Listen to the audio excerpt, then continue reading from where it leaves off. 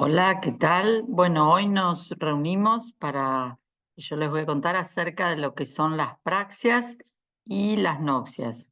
Y estamos dentro de lo que es la unidad 4. Entonces, para compartir los slides, déjenme ver. Bien, bueno, como dije recién, vamos a hablar de lo que son las definiciones de las praxias y las noxias y sus habilidades. En relación a lo que tienen en la bibliografía, claramente se habla, y la mayor parte de la bibliografía sobre praxias y noxias va directamente a la alteración. Pero bueno, tenemos en los primeros slides la posibilidad de trabajar acerca de lo que es la praxia. En líneas generales, la praxia es la coordinación de movimientos con un fin, la realización de movimientos, pero siempre con un fin. Puede ser la de saludar o puede ser la de tomar agua en un vaso. Por supuesto, también andar en bicicleta, dibujar, hacer una copia. En el libro de Portellano lo que plantean que son acciones motoras coordinadas que se realizan para la consecución de un fin y necesita de tres procesos. Por un lado, la recepción de la información sensorial, es decir, con qué elementos yo voy a tener que trabajar, qué percibo, el establecimiento de un plan general que va a incluir diferentes procedimientos y la programación de la intervención motora. Por eso, las praxias es claramente la realización de una actividad motora gobernada por diferentes áreas, que son áreas corticales y subcorticales. En lo que se plantea este autor también queda plantea de dos sistemas, un sistema conceptual y un sistema de producción. El sistema conceptual lo que dice es la utilización, el conocimiento de la utilización y el funcionamiento de los objetos, utensilios o herramientas. Por eso recién planteábamos el tema de utilizar el vaso o utilizar un virome. Fíjense que ahí dice, implica el conocimiento del objeto y sus funciones, la descontextualización de la acción y el conocimiento de la organización de las secuencias motoras. Cuando hay una falla en esa praxia, se plantea que es la praxia ideatoria. Mientras que en el sistema de producción es la programación motora y se encarga de almacenar y representar sensorio-motormente, tanto espacial como temporal, la posibilidad que se necesita para realizar una ejecución motora, como por ejemplo saludar. Si llegara a haber alguna dificultad, se plantea que es una apraxia idiomotora. Acá en el libro de Blázquez, o el autor Blázquez Alicente, lo que habla, cuando dice que en su propio capítulo hablan de lo que es la conducta motora voluntaria, para hablar sobre las praxias, sobre una parte de las praxias, dice que tiene dos componentes. Por un lado, un componente psicológico, que esto también quiere decir con lo cognitivo, que implica el procesamiento de la información necesaria para elaborar un plan motor. Es decir, yo necesito el conocimiento como para escribir o tomar el agua. A eso lo denomina praxia. Pero también puede haber un aprendizaje motor que no implica un procesamiento cognitivo y cuando no necesita un procesamiento cognitivo se dice que es un movimiento, que es la motricidad. Para la conducta motora voluntaria se necesita de tres etapas: la planificación, la programación y la ejecución motora. Y algo también que se necesita es la información del espacio externo y la información del espacio interno. Es decir, que nosotros tenemos que tener información visual, auditiva, táctil, ¿sí? Porque es la manera en que yo me voy a mover en el entorno. Por ejemplo, también uno siempre habla de la cognición espacial, es decir, cuán alejado estoy del escritorio, de la silla, cómo se comporta, diríamos, yo cuando me levanto a la noche, por dónde tengo que ir, a la puerta. Eso es la cognición espacial. Pero también necesitamos de la información del propio cuerpo, o propiocepción, es decir, de nuestra posición, el reconocimiento de nuestra posición en relación al espacio. Acá fíjense que nos vamos a las apraxias, pero bueno, también uno puede hablar desde el punto de vista de la apraxia. ¿Por qué? Porque hay, fíjense las definiciones. Por ejemplo, la idiomotora, como puede ser mostrar el puño, saludar, sacar la lengua, chasquear los dedos, oler una flor, apagar un fósforo. Es decir, esto que decíamos que sería la praxis idiomotora es cuando yo voy a hacer un movimiento coordinado con un fin, donde no tengo que saber tanto, digamos, de los utensilios, como decía, o de las herramientas. Mientras que la praxia ideatoria es usar el peine, un cepillo de dientes, poder abrir y cerrar las puertas, utilizar el martillo, ¿sí? También existen las apraxias bucofaciales, las apraxias constructivas, las apraxias del vestido y las apraxias de la marcha. Así ustedes lo tienen en este capítulo de Blázquez Alizante. Es decir, que hay diferentes tipos de praxias y si hay alguna alteración se va a producir una alteración en estas praxias.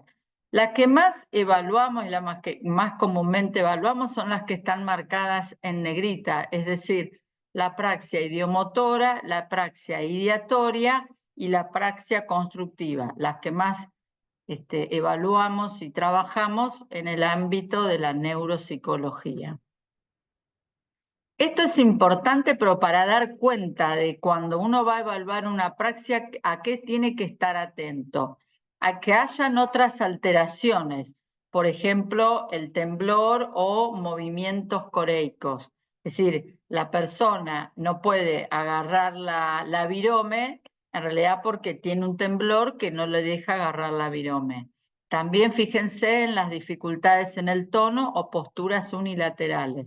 Por eso me gustó poner este slide porque es una manera de hablar de la dificultad también, que es evaluar y darnos cuenta si hay un problema práctico o no. También excluir el deterioro intelectual, por eso es difícil de evaluarlas. Y también las dificultades en la comprensión del lenguaje cuando uno le dice, no sé, apagar un fósforo o utilizar diferentes elementos. Ahora bien, como dije anteriormente, uno habla de la praxia idiomotora y la praxia ideatoria, pero es muy importante en la neuropsicología es evaluar la función visoconstructiva o reconocer el concepto de función de la visoconstrucción, que es uno de los elementos que más evaluamos que realizamos la evaluación neuropsicológica. Fíjense que lo que dice es la capacidad de dibujar o construir bidimensional o tridimensional formas, diseños u objetos. Por eso, para los que están ya más familiarizados en la neuropsicología, uno plantea que es la famosa figura compleja de Reid, el trabajo con cubos, ¿sí? Que no es solamente la copia, también, por ejemplo, cuando uno habla de lo bidimensional, también uno está hablando de los cubos. También dice, cualquier actividad en la cual distintas partes se juntan para conformar una unidad. Por ejemplo, juntar bloques para formar un diseño o dibujar líneas para formar un cuadrado o un rombo. ¿Qué se necesita cuando uno está hablando de la función visoconstructiva? Es la actividad perceptiva, sería el reconocimiento, la respuesta motora hacia eso y el componente espacial. Es decir, fíjense que acá en la visoconstrucción hay una relación muy estrecha con lo que es la visopercepción, que sería el reconocimiento. Y cuidado que a veces lo que podría ocurrir, que eso lo van a ver en otras materias, que una persona le observe, digamos, se percibe que hay un trastorno o se evalúa que hay un trastorno en la visoconstrucción, pero tal vez la alteración está en la visopercepción. Hay que distinguir, por ejemplo, fallas perceptivas, ¿sí? Falta de reconocimiento, apraxia, confusión espacial, problemas atencionales y motivacionales. No es, digamos, no es para este video o para esta materia, pero uno lo va a hacer a través del dibujo, es decir, uno a través del dibujo, de la copia, de la construcción y del ensamblaje, se percibe, se detecta si hay alguna falla en la visoconstrucción. Cuando uno habla de las noxias, se dice que es el proceso de reconocimiento. Hasta ahora lo que hablábamos de las praxias es la coordinación de un movimiento con un fin. Cuando uno habla de las noxias, se dice que es el proceso de reconocimiento de los estímulos gracias a la función de asociación integradora y de asociación a nivel cerebral, ¿sí? En relación con estructuras corticales y subcorticales, pero es el reconocimiento de los estímulos. Es la capacidad, como dice Portellano, en el reconocimiento visual, auditivo o táctil. En ausencia, que esto es importante, en el procesamiento sensorial primario, en el lenguaje o en el intelecto. Es decir, si yo estoy tocando el vaso y yo reconozco de manera táctil que es algo suave, mientras que, no sé, pongo mi mano sobre una lija, eso estoy viendo que esto es el reconocimiento de algo, no sé, podríamos decir áspero. Entonces, ese reconocimiento, también fíjense que actúan áreas corticales y subcorticales. Esta función visoespacial se necesita, como decíamos, en este reconocimiento de la percepción visual, que pueden ser estímulos verbales, ¿sí? Que pueden, como son auditivos, pueden ser las palabras, como ustedes ahora están realizando una función visoespacial, simbólicos, perdón, no quise decir con eso verbales, lo que quiero decir, por ejemplo, grafemas, letras, o bien mejor llamados grafemas, perdón, me equivoqué, versus estímulos figurativos, es el reconocimiento, no sé, por ejemplo, de una casa o de algún elemento.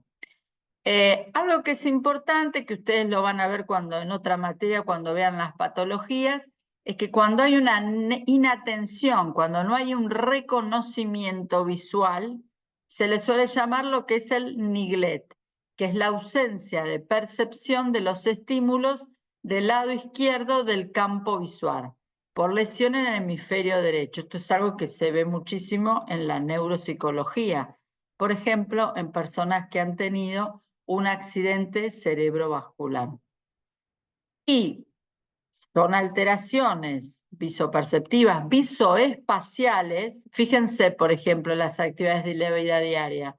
Olvidar dónde se estacionó el auto, incapacidad de localizar objetos dentro del supermercado, dificultad en poner los brazos o piernas en el lugar indicado, cruzar la línea media de la calle, ignorar la parte izquierda del espacio, dificultad para conducir, para dibujar o dificultad en mantener la línea en la lectura. Y esto, para terminar, son algunos de los ejemplos, especialmente en la visoconstrucción, que esto es algo que siempre nosotros evaluamos. Fíjense, en este caso, la dificultad en la línea media, donde se produce mayor dificultad, por ejemplo, en copiar, esto sería una copia del cubo. Y no tanto en los cuadrados o en los triángulos. Esto también, cuando uno hablaba de la visopercepción en la copia, fíjense que acá cómo uno tiene que distinguir entre lo que es la visopercepción y la visoconstrucción.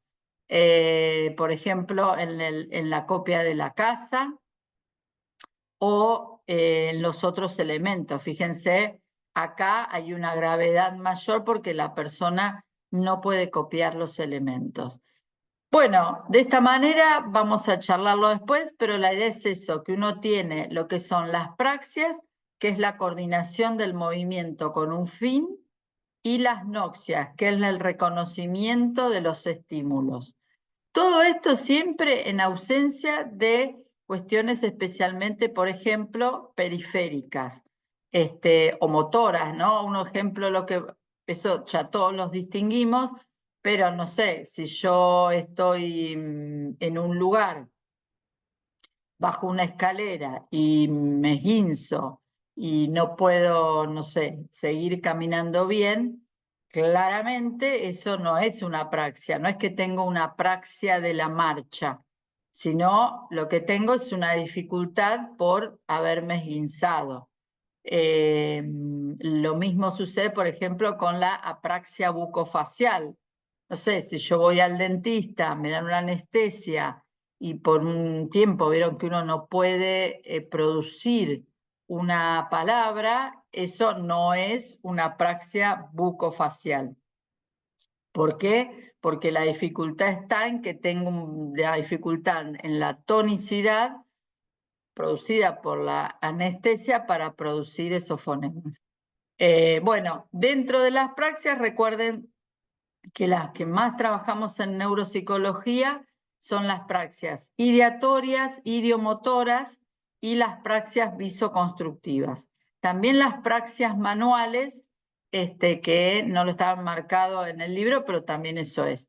Y después cuando uno habla de la visopercepción, recuerden que es el reconocimiento. Cuando uno habla de las noxias, habla de lo que es el reconocimiento. Bueno, muchas gracias.